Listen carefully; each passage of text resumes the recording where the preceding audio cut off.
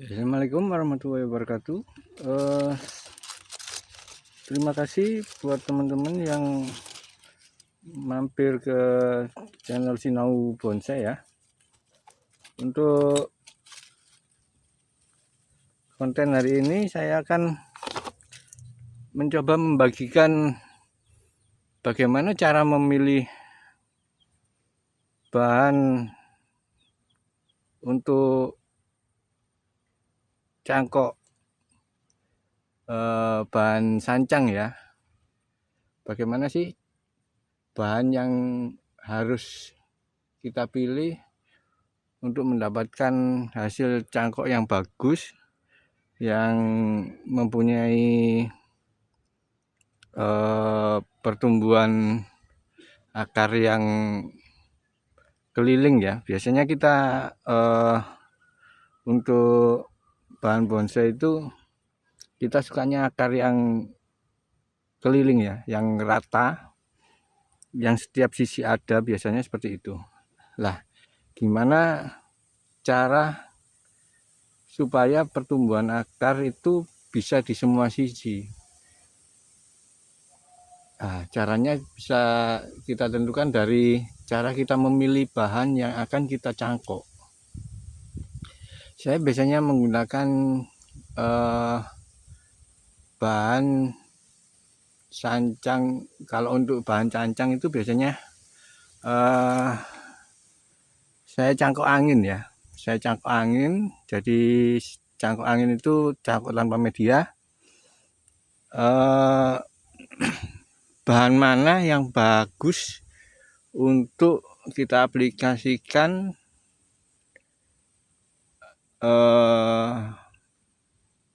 buat bahan bonsai yang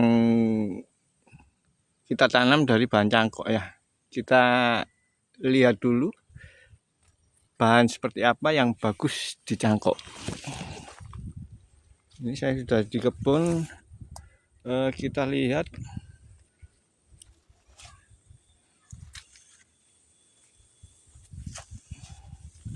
batang mana yang kira-kira cocok untuk kita cangkok. Kita cari batang yang tegak, tumbuhnya tegak, jadi dia akan mendapatkan sinar matahari yang semua sisi. Jadi nanti kita harapkan pertumbuhan akarnya juga setiap sisi ada. Jadi seperti ini ya. Jadi kayak bahan seperti ini. Ini tumbuhnya tegak ke atas ya, lurus. Bukan yang miring seperti ini. Bukan yang miring seperti ini. Kita cari yang lurus seperti ini. Ya. Atau yang seperti ini juga boleh. Seperti ini ya. Nah, seperti ini. Untuk ukurannya kita mau buat bonsai untuk ukuran apa? Jadi kalau kita pengen membuat bonsai dengan ukuran mame atau small, saya sarankan untuk memakai bahan yang sebesar ini ya. Ini sekitar sekelingking ya, sekelingking saya, atau setelunjuk lah, hampir setelunjuk, tapi yang los pucuk, jadi los sampai pucuk ya, seperti itu. Ini yang kita cari batang yang tumbuhnya ke atas seperti ini. Nah, ya, bagaimana caranya? Cangkok angin pada bahan sancang saya coba untuk mempraktekkan. Saya siapkan dulu untuk kameranya dan bahan-bahannya ya, untuk peralatannya.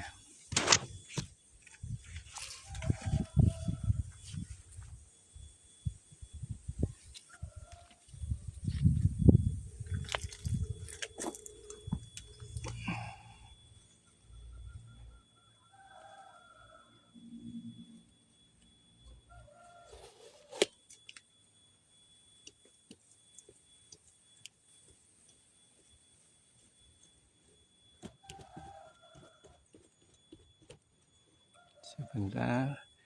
Jadi untuk proses cangkok pemilihannya beda masing-masing bahan ya. Kalau menurut saya ya, seperti yang saya sampaikan pada konten sebelumnya, yang cangkok untuk bahan waru lokal ya, itu kemarin kan kita kerat, terus kita pecah batang sekalian ya.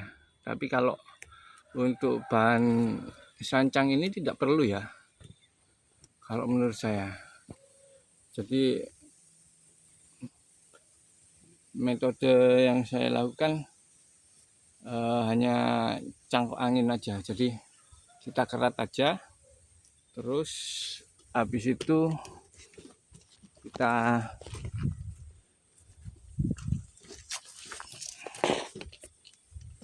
tunggu sampai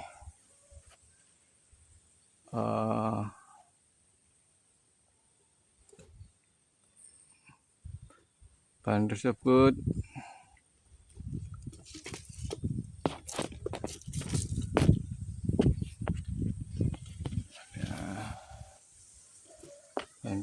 sampai keluar kambiumnya yang baru, sampai jalan kambiumnya, baru kemudian kita panen seperti itu ya. Kayaknya lebih jelas.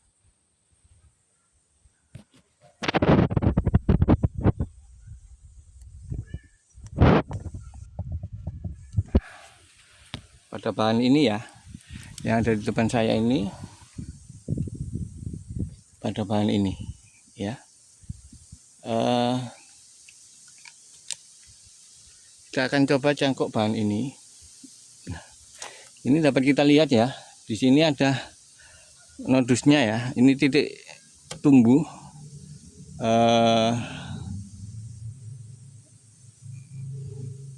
Nanti dari sini bisa kita ambil sekitar 1,5 cm dari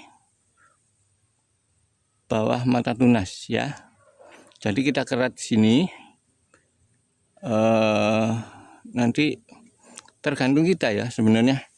Kalau kita mau menginginkan bonsai untuk bahan bonsai small atau mami, kita cukup sekian ya, 1,5 cm dari mata tunas yang paling bawah kita kerat. Tapi kalau kita mau buat bahan bonsai yang ukuran small atau large ya, bisa kita ambil jarak yang agak panjang ya. Jadi untuk saat ini saya akan buat cangkok bahan bonsai untuk ukuran mami atau small ya. Jadi saya ambil sekian, saya siapkan alatnya dulu.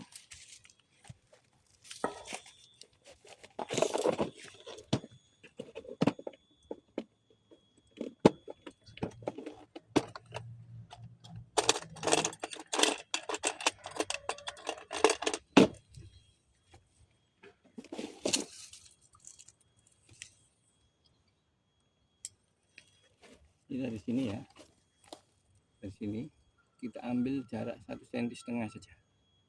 Kalau kita buat untuk ukuran small atau mami segini ya, kita kerat.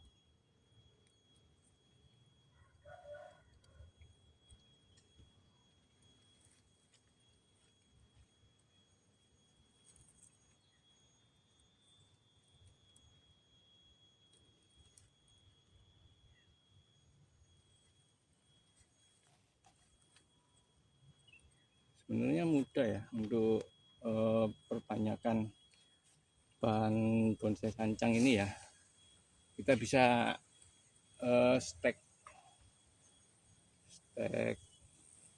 bisa stek pucuk, bisa stek batang, bisa terus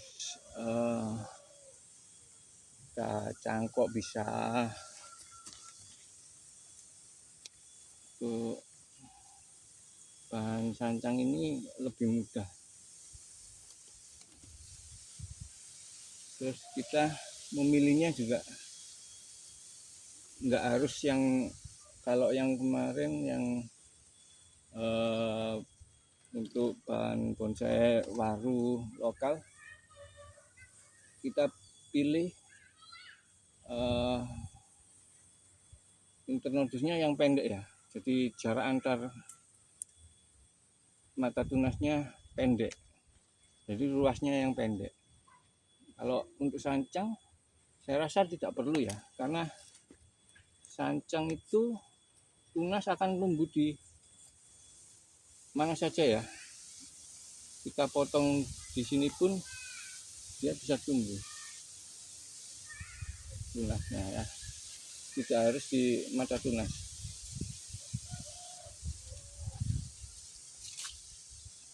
Dan tumbuhnya itu kanan kiri ya biasanya. Setelah kita kerat, kita kupas, terus kita kerok ya. Kenapa harus kita kerok? Karena biar pasokan makanan yang sudah dimasak dari daun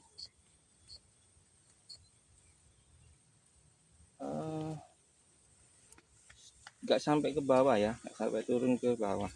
Jadi dia sudah makan untuk dirinya sendiri ya, pasokan makanan untuk dirinya sendiri, jadi untuk individu ini sendiri.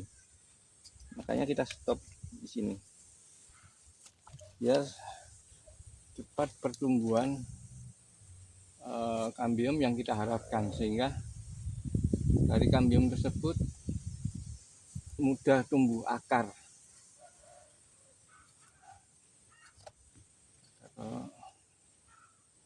Itu bersih ya, pelan-pelan saja.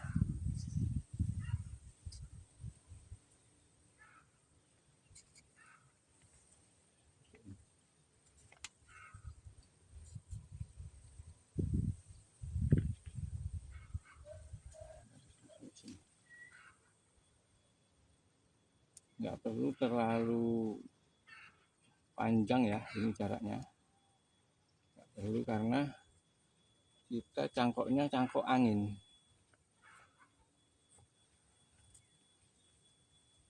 Dari pengalaman yang saya dapat, kemungkinan untuk keluar akar rata di semua sisi ada itu ditentukan dari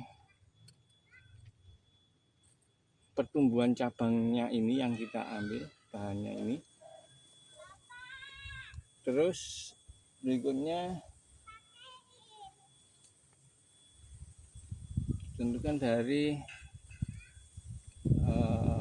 sistemnya ya.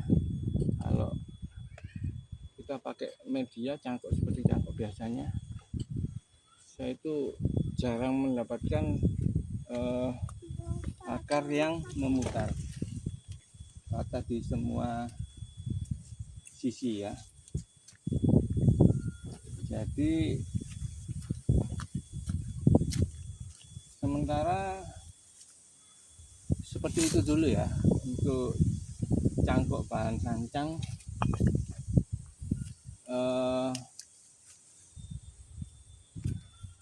Kita melakukan cangkok angin. Bahan ini kita tunggu sampai 2 minggu atau 3 minggu. Nanti kita tunggu sampai keluar kambium yang tumbuh di sekitaran keratan yang kita kerat tadi ya. Jadi Untuk konten kali ini saya akhiri sampai sekian. Terima kasih sekali lagi buat teman-teman yang sudah mampir di channel Sinau Bonsai. Jangan lupa share ke teman-teman yang lain. Terus support channel Sinau Bonsai supaya channel saya ini berkembang dan tetap memberikan tips-tips yang biasa saya gunakan untuk memproses bahan-bahan bonsai saya ya. Terima kasih. Assalamualaikum warahmatullahi wabarakatuh. Ada pengen lihat videonya, Pak.